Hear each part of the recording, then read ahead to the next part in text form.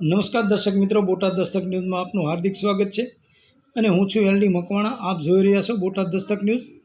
હવે પછીના સમાચાર વિગતવાર. સ્પાની આડમાં દેહ વ્યાપાર, બેની ધરપકડ.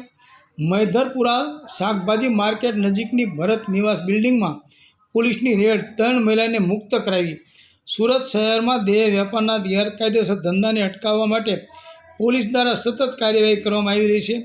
એ સંદર્ભે મૈધરપુરા વિસ્તારમાં બ્રાનપુરી શાકભાજી માર્કેટ નજીક ભરત નિવાસ બિલ્ડિંગ ખાતે ચાલતા એક સ્પામાં દેહ વેપાર ચાલી રહ્યો હોવાની બાતમી મળતા મૈધરપુરા પોલીસ દ્વારા દરોડો પાડવામાં આવ્યો હતો.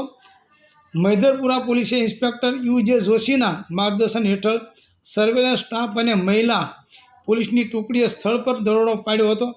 બાતમી મળી હતી કે અહીં સ્પાના નામ હેઠળ મહિલાઓ પાસેથી દેહ વેપારનો ગેરકાયદેસર ધંધો ચલાવવામાં આવી રહ્યો છે, જ્યાં ગ્રાહકો પાસેથી રૂપિયા લઈને તેમને શરીર સુખ માણવાની સવલતો પૂરી પાડવામાં આવતી હતી.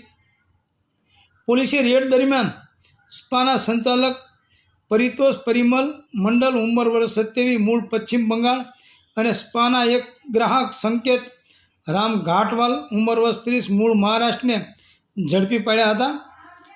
સ્પામાં દેહ વેપાર માટે રાખવામાં આવેલી કુલ 3 મહિલાને મુક્ત કરવામાં આવી છે. આ મહિલાઓને આર્થિક નફાની લાલચમાં ફસાવી દેહ વ્યાપારમાં ઉતારી દેવામાં આવી હતી. પોલીસે દરોડા દરમિયાન 48,610નો મુદ્દામાલ કબજે કર્યો છે, જેમાં રોકડ રકમ, મોબાઈલ અને અન્ય સામગ્રીનો સમાવેશ થાય છે.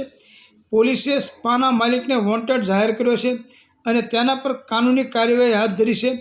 મૈધરપુરા પોલીસ સ્ટેશન દ્વારા જણાવ્યું હતું કે શહેરમાં આવા ગેરકાયદેસર ધંધા સામે સખ્ત કાર્યવાહી કરવામાં આવશે.